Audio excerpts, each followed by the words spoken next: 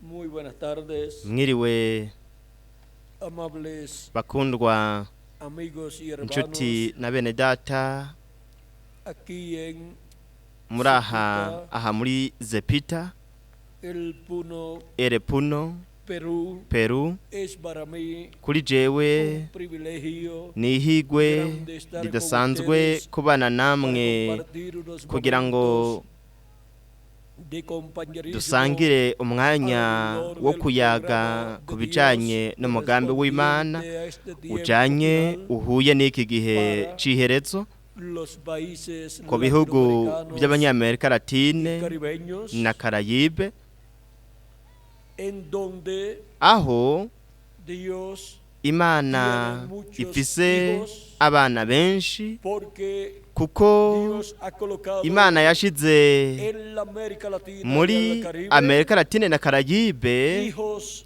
abana b'abahungu n'abakobwa b'Imana para vivir en este kugira ngo hermoso babe territorio muri que iki kibanza Dios ciza ha creado, Imana yaremye donde la aho bendición de umugisha Melquisedec wa Melkisedeki viene en este tiempo. uza muri iki gihe ciherezo.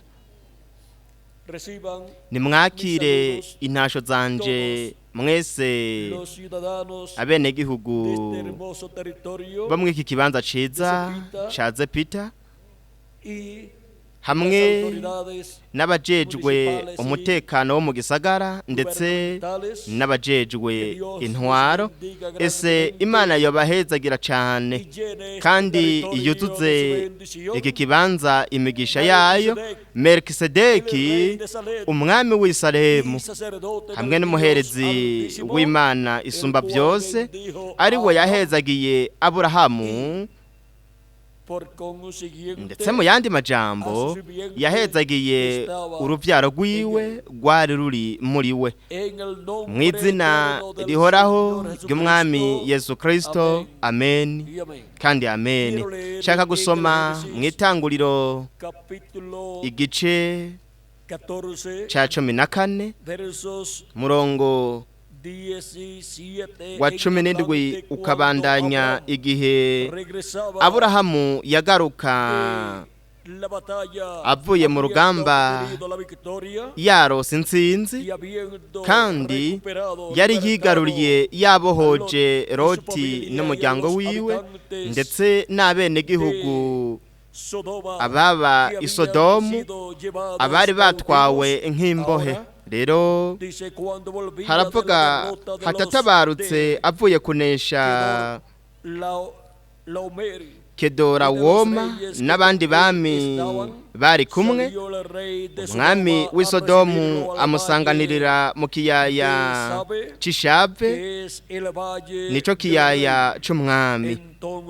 Kandi Melkisedeki umwami w'i Salemu umuherezi w'Imana isumba byose azana imitsima na vino ahezagira Aburahamu ati uragahabwa umugisha n'Imana isumba byose nyene ijuru n'isi, kandi Imana isumba byose iragahezagirwa yagushize abansi mu maboko. Nuko Aburahamu amuha ikigira 10 muri byose. Umwami w'i Sodomu abarira Aburahamu ati ndekerana abantu ibintu bitware. Aburahamu yishura umwami w'i Sodomu ati narahiye Uhoraho manitse ukuboko, niwe Mana isumba byose umuremyi w'ijuru n'isi, yuko ntazogira ikintu na kimwe cyo mu byawe ntwara, naho kuba akanyuzi canke akagozi k'inkweto, kugira ngo ntuzovuge uti ni jewe natungishije Aburahamu. Jewe ntaco ngomba atari impamba abantu banje bariye, n'abo twatabaranye ubagabanganye imigabane yabo, nibo Aneri na Eshikoli na Mamure, bo nibajana imigabane yabo.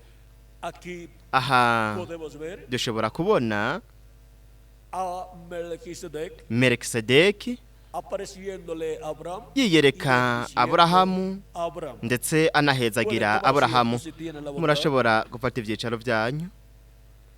Algunas personas se han Abantu preguntado bamwe bamwe barabajije bati este Melquisedec ati mbega uyo Melikisedeki que le apareció a Abraham uyo yiyeretse Aburahamu ninde? Ari we ari del Dios umuherezi w'Imana isumba byose, cual San Pablo kandi ni también nawe Pawulo atubwira diciendo en atubwira el capítulo 7 de mu gice Hebreos, c'indwi mu este baheburayo Melquisedec, ati Melikisedeki uyo umwami w'Isalemu umuherezi w'Imana isumba byose niwe yasanganiye Aburahamu aramuhezagira hamwe Aburahamu yatabaruka avuye kunesha abami, a quien asimismo dio kandi Abraham los niwe diezmos Aburahamu de todo, yagabanirije cuyo ikigira nombre 10 muri significa byose. Irya mbere asobanurwa ngo umwami agororoka, kandi irya kabiri yitwa umwami w'Isalemu risobanurwa ngo umwami w'amahoro, nta se nta nyina genealogía nta karonda que no tiene principio nta tanguriro de ry'iminsi días, canke fin iherezo de vida, ry'ubugingo, sino hecho ariko semejante agereranwa al Hijo de Dios, n'umwana que w'Imana, permanece sacerdote kandi na para ntaryo siempre. ahora ari umuherezi. Ahora, ¿quién es este None personaje uyu muntu ninde? que permanece como Uyu sumo sacerdote aguma ari umuherezi para siempre ibihe en el bidashira templo de mu Dios ngoro en y'Imana el cielo? yo mu ijuru?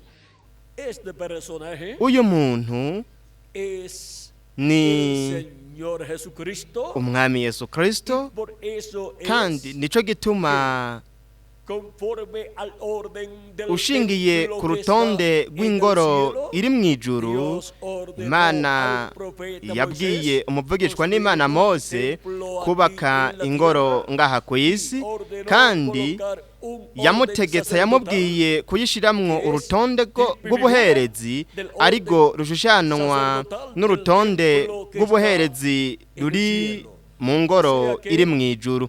Ni ukuvuga ko urutonde rw'ubuherezi rwa Lewi viene a ser tipo y figura ruhinduka ishusho n'ingero y'urutonde rw'ubuherezi rwa Melikisedeki rwo mu ngoro iri mu ijuru.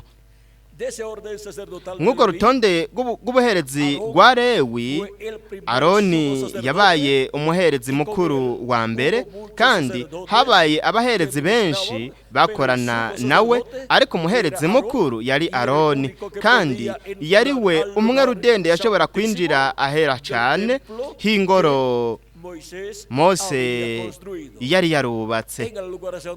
Ahera cyane hari hari isanduku y'isezerano. Mu isanduku y'isezerano hari hari ibisate byari byanditswe ko ibyagezwe, ibisate by'amabuye, hamwe na manu Imana yari yabwiye Mose ko yoyifata akayishira mu gwabya gw'izahabu. Aho hari hari kandi n'inkoni ya Aroni yashurika, kandi ku isanduku y'isezerano hari hari umutemere wo guhongerako, ari wo mupfundikizo wapfundikira umutemere wo guhongerako. Uwo mutemere wo guhongerako wari wakozwe mu izahabu itunganye, kandi ko mutemere wo guhungirako wari wakozwe mu izahabu. Hari hari abakerubi babiri b'izahabu, umwe muri buri ruhande. Hagati mw'abo bakerubi babiri b'izahabu, aho ku mutemere wo guhongerako hari hari ukugaragara kw'Imana. Aho hari hari Imana mu muco wa Shekina, nk'uwo muco udasanzwe, umuco w'ibanga, kandi aho niho Imana yigaragariza. Aho niho kandi Imana yavuganira n'umuvugishwa n'Imana Mose, nk'uko Imana yari yabimubwiye mu gice ca 25 murongo wa 21 kugeza ku 22, ahavuga mu kuvayo, avuga ati uheze urumye uwo mutemere wo guhongerako kuri ya sandugu, uyishizemwo bya bishinge ntahe nzoguha. Aho niho nzohora mbonanira nawe, nkakubarira ibyo ngushikirije byose byo byagezwe ngeze Abisirayeli, ndi hejuru y'uwo mutemere wo guhongerako hagati yabo bakerubi bo ku isanduku y'ibishinga ntahe. Imana iri ku mutemere wo guhongera ko hagati y'abakerubi babiri b'izahabu aho niho yigaragariza igaheza ikavugana n'umuvugishwa n'Imana Mose.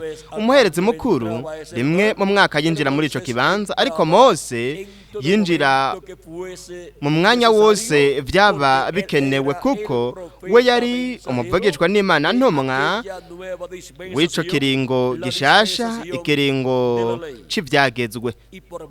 Kandi biciye umuvugishwa n'Imana Mose, Imana yamuhaye, Imana yahaye ivyagezwe ubwoko bw'Abaheburayo.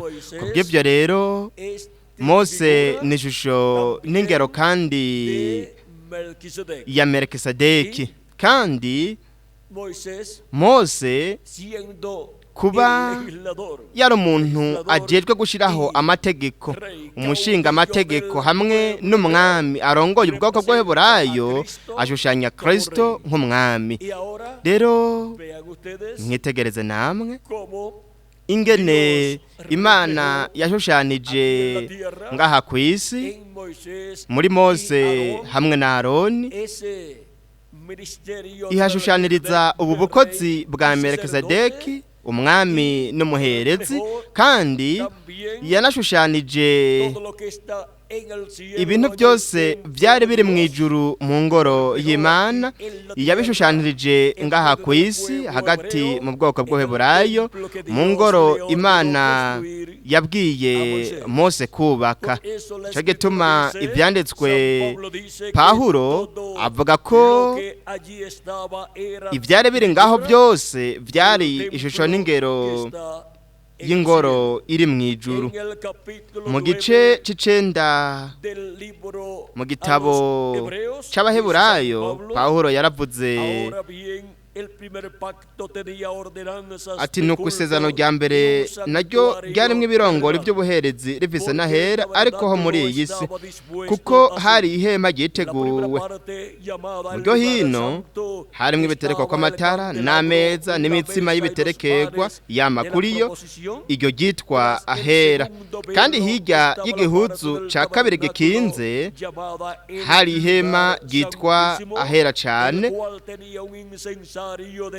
harimwo igicaniro cyo koserezwa ku mibavu cyakozwe mu izahabu, harimwo n'isandugu y'isezerano yometswe ku izahabu impande zose, irimwo urwabya rw'izahabu rurimwo manu, irimwo na ya nkoni ya Aroni yashurika na bya bisate by'amabuye byanditswe ku isezerano.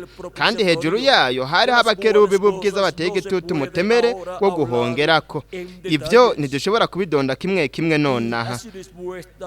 Nuko ivyo vyateguwe bityo, nuko ivyo vyateguwe bityo abaherezi na ntaryo bama binjira mu ihema ryo hino kugira ngo bashitse ibyo buherezi.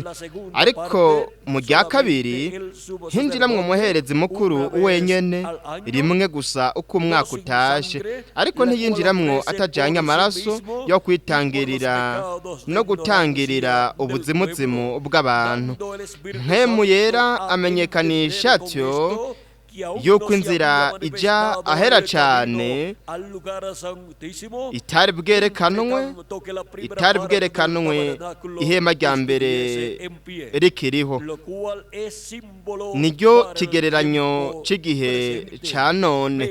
Murabe ingene Imana yagereranije hariya, yahashushanirije ivy'Imana izokora hamwe n'ibintu bizoba biriko biraba bibera mu ngoro y'Imana mu ijuru.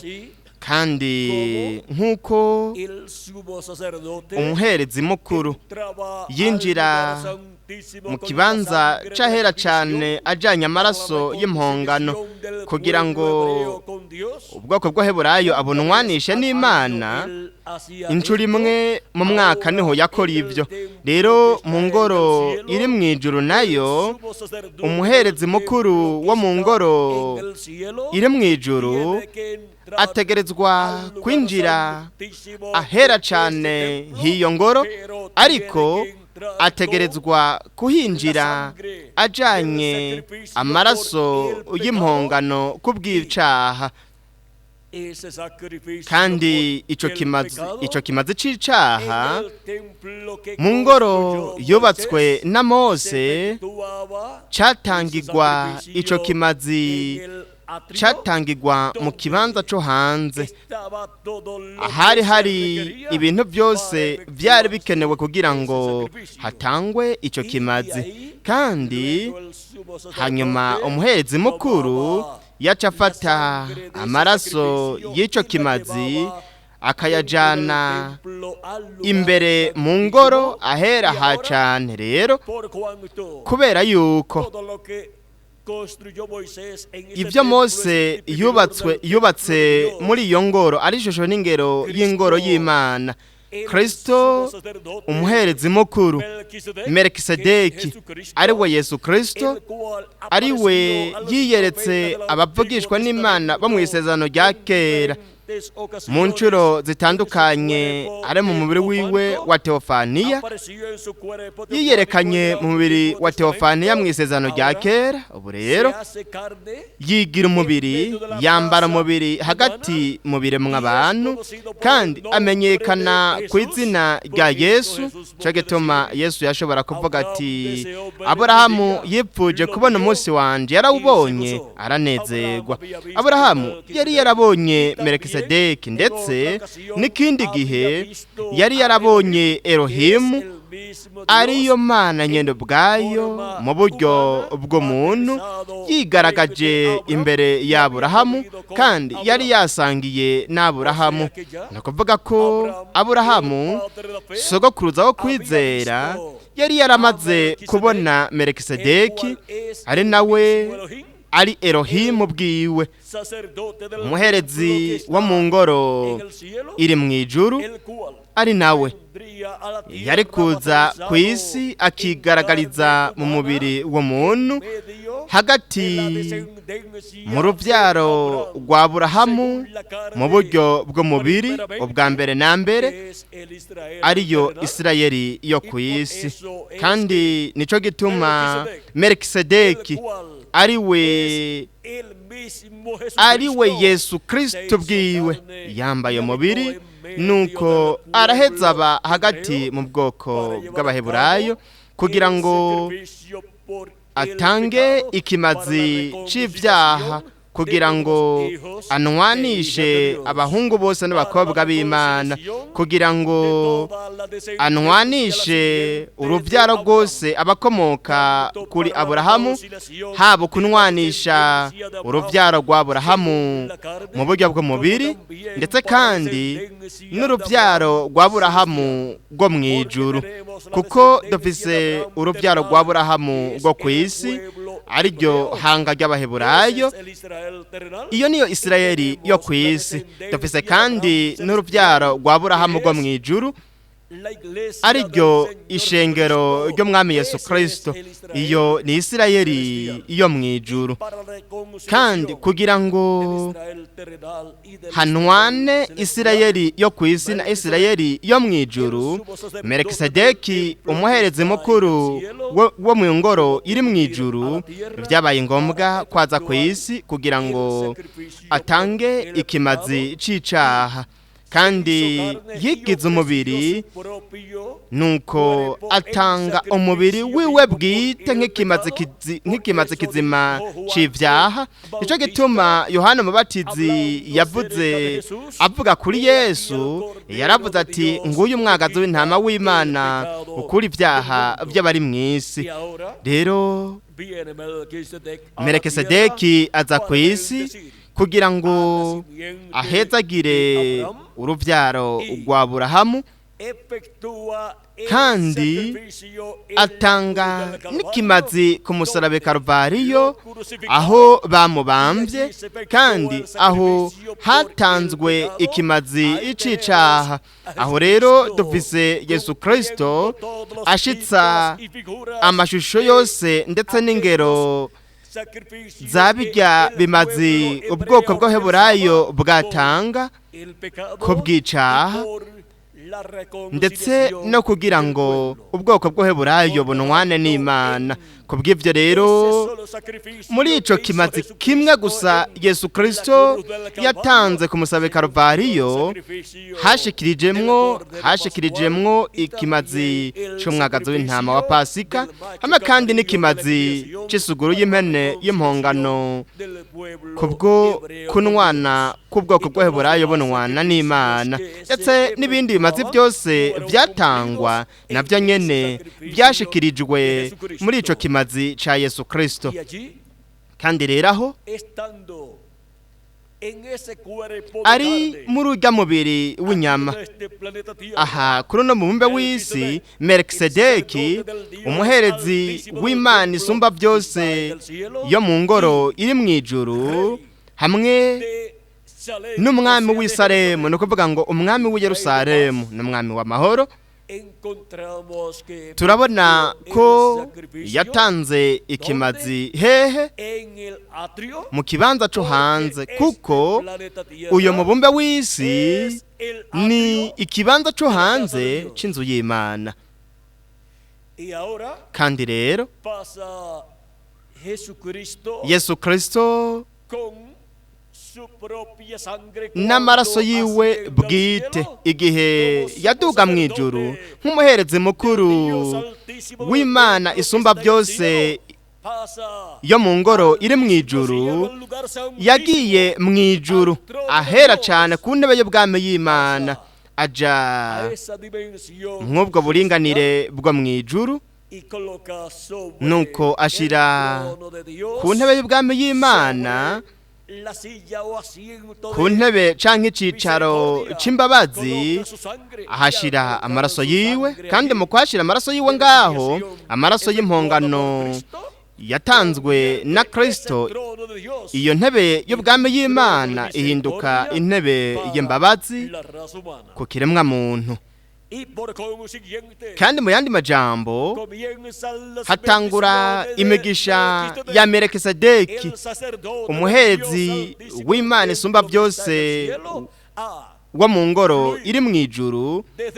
Iyo migisha itangura kududubiza iva ku ntebe y'ubwami y'Imana iza ku biremwa abantu, kandi umuntu wese yumva igikorwa Yesu Kristo Melikisedeki, igikorwa yakoze ngaha ku mubumbe w'isi apfa ku musaraba Karuvariyo, hanyuma akaduga mu ijuru akajana amaraso yiwe bwite akayashira ku ntebe yo kutwingingira canke intebe yo kutuvuganira mu ijuru, kugira ngo avuganire umuntu wese amwakira nk'umucunguzi wiwe, akozwa ibyaha byiwe mu maraso yiwe. Rero kuri abo bantu umugisha wa Melikisedeki uza kuri bo, kugira ngo bityo baronke imigisha yo mu ijuru, imigisha yo ku ntebe y'ubwami y'Imana, kugira ngo banwane n'Imana. Cyo gituma Pawulo yavuga ati nimwuzure n'Imana uno munsi, biciye mu kimazi ca Kristo hamwe n'amaraso yiwe yamenetse ku musaraba i Karuvariyo, akajanwa ku ntebe y'ubwami y'Imana mu ijuru, aho Kristo yicaye, nuko akahashira amaraso yiwe bwite. Kandi nawe yaciye yishira ngaho nk'umuvugizi, kandi akomeza kwinginga yingingira abana bose b'abahungu n'abakobwa b'Imana abaje kuba kuri uno mubumbe w'isi. Ndetse mu yandi majambo ni Isirayeli yo mu ijuru, ni urubyaro rwo mu ijuru rw'Aburahamu, nibo bahezagirwa na Melikisedeki, umwe yahezagira Aburahamu.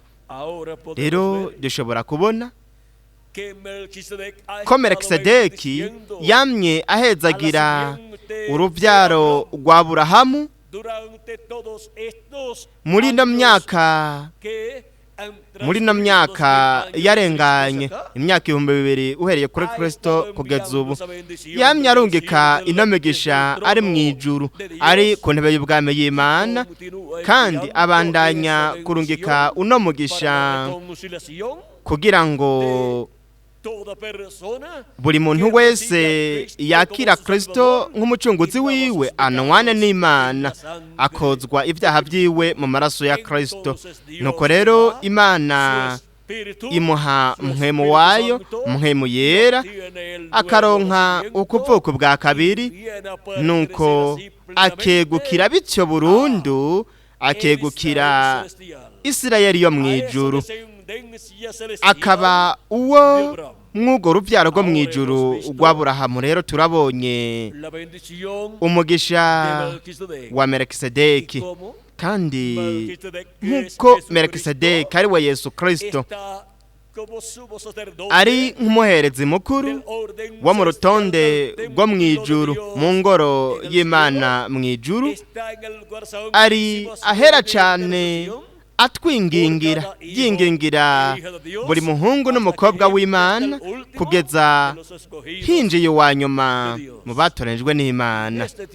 Kandi muri iki gihe cy'iherezo nk'uko iyo barondeye mu bibanza bitandukanye muri iki gihe cy'iherezo, ariko arabarondera kandi ariko arabahamagara abegeraniriza muri Amerika Latine na Karayibe, kandi ariko arabashira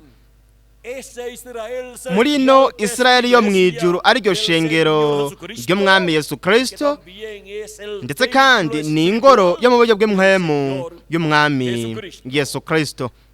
Rero dushobora kubona ko Imana iriko irasuka, iri ku ntebe yayo, iriko irasuka imigisha yo mu ijuru, kuko Melikisedeki ari ahera cyane h'ingoro iri mu ijuru, kandi Melikisedeki ni umukundwa wacu umwami Yesu Kristo, kandi ari ku ntebe y'ubwami y'Imana ariko ararungika imigisha yiwe muri iki gihe cy'iherezo ku mugabane w'Abanyamerika Latine na Karayibe, kandi ariko aratwungura ubwenge kugira ngo dutahure ano mabanga yose y'ubwami bw'Imana. Uko niko rero hariko harahamagagwa hegeranwa abatoranijwe bose muri iki gihe cy'iherezo, ariko arabahamagara begeraniriza he? Mu mubiri w'ibanga w'umwami Yesu Kristo ariryo shengero ryiwe, kandi ni n'ingoro yo mu buryo bw'impwemu ya Yesu Kristo, ari nayo ishushanwa canke n'igishushanyo c'ingoro yo mu buryo bw'impwemu, ingoro yo mu ijuru y'Imana. Turabonye ko kandi n'abantu begukira muri iyo Isirayeli yo mu ijuru ni abana b'umwami Melikisedeki, bariko bagaragara ngara ku isi uva mu gihugu mu kindi, ndetse mu yandi majambo bozwa ibyaha byabo n'amaraso ya Kristo, kandi baranwana n'Imana, bakuzuzwa n'Imana. Kandi ni muri Isirayeli yo mu ijuru hamwe no mu ngoro yo mu ijuru, ndetse no mu ngoro yo mu buryo bw'impwemu ya Kristo, n'abami n'abaherezi, ari nabo tubwirwa mu byeshuro Yohana igihe twigishwa ko Yesu Kristo yaducunguje amaraso yiwe, kandi yaduhinduriye Imana yacu abami n'abaherezi. Ibyeshuro Yohana igice cya mbere umurongo wa 4 kugeza ku wa 6, ndetse kandi no mu gice cya 5 umurongo w'8 kugeza ku w'10. Turabe mu gice, reka turabe igice cya 5 umurongo w'9 n'uwa 10, aravuga ngo baririmba indirimbo nsha bati, birakubereye kwabira igitabo no kumena ibikimatanije, kuko wishwe ugacungurira Imana abo mu miryango yose no mu ndimi zose no mu moko yose no mu mahanga yose, ubacunguje amaraso yawe ukabahindura ubwami bw'Imana yacu no kuba abaherezi bayo, kandi bazoba abami mw'isi. Rero murabe namwe ingene Melikisedeki, umwami w'amahoro, hamwe n'umwami wa Yerusalemu ndetse n'umuherezi w'Imana isumba byose mu ngoro iri mu ijuru, afise abahungu benshi ndetse n'abakobwa benshi ngaha ku isi, aribo bami ndetse n'abaherezi bo mu ngoro yo mu bw'impwemu ya Kristo, hamwe no mu ngoro yo mu ijuru y'Imana. Kandi ibyanditswe biravuga ko tuzoganzanya na Kristo ku isi imyaka 1000.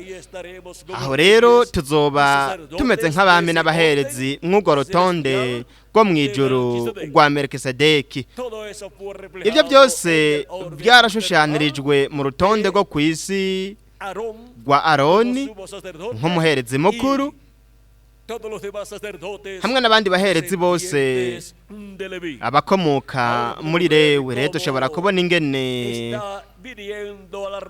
hariko haraza ku kiremwa muntu umugisha wa Melikisedeki ku bantu bose amazina yabo yanditswe mu gitabo cy'ubugingo c'umwagazi w'intama mu ijuru, kuko abo n'abana b'umwami Melikisedeki, abo nk'uko umwami Melikisedeki Yesu Kristo yaje ku isi ari mu mubiri w'umuntu, natwe byabaye ngombwa ko tuza turi mu mibiri y'abantu, nuko twakira Kristo nk'umucunguzi wacu, twozwe ibyaha byacu mu maraso ya Kristo, kugira ngo twuzure n'Imana kandi tugarugwe mu bugingo budashira, nuko dushobore kugira igihugu cyacu, ubukozi bwacu nk'abaherezi b'Imana hamwe n'abami b'Imana bo mu rutonde rwo mu ijuru rwa Melikisedeki, kugira ngo mu nganje y'imyaka 1000 ya Kristo tuganzanye na Kristo imyaka 1000, hanyuma tuganzanye n'ibihe bidashira. Kandi nico gituma kuri mwebwe bagenzi na bene data mu nyumva, muri uno mwanya umugisha wa Melikisedeki uriko urasukwa kuri iki kibanza c'abanyaperu hamwe no kuri Amerika Latine yose ndetse na Karayibe, kuko Melikisedeki afise abana benshi b'abahungu n'abakobwa muri iki kibanza, aribo muri iki gihe c'iherezo bahamagagwa bakegeranwa kandi bagategurwa kugira ngo bakire baronke imigisha ya Melikisedeki, baronke ukudapfa kandi baganzanye na Kristo imyaka 1000, hanyuma no mu bihe bidashira.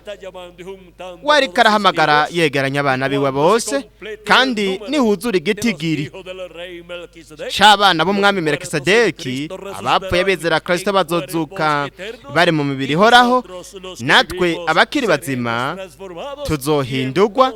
Nuko rero tuzokwinjira mu kudapfa mu buryo bugaragara buboneka, kuko tuzogira umubiri mushasha uhoraho. Kandi ibyo nubyo umwe wese muri mwebwe bagenzi na bene data mu nyumva muri iri joro, biciye kunyakira amajwi ndetse n'abari ngaha. Imigisha y'umwami Melikisedeki ni ya mwebwe bagenzi na bene data mu nyumva, biciye kunyakira amajwi ndetse n'abari hano. Kuri jewe ryari higwe ridasanzwe kubana namwe muri uno mwanya, ndabashingira intahe y'umugisha wa Melikisedeki.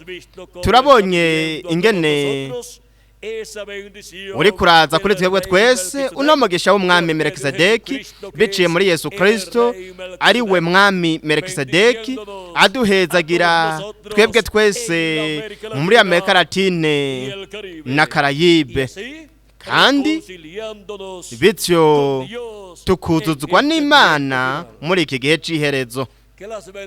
Yesu imigisha ya Yesu Kristo umwami Melikisedeki n'umuherezi w'Imana isumba byose wo mu ngoro iri mu ijuru yoba kuri mwebwe mwese hamwe no kuri jewe nanje mu izina rihoraho ry'umwami Yesu Kristo. Amen kandi amen.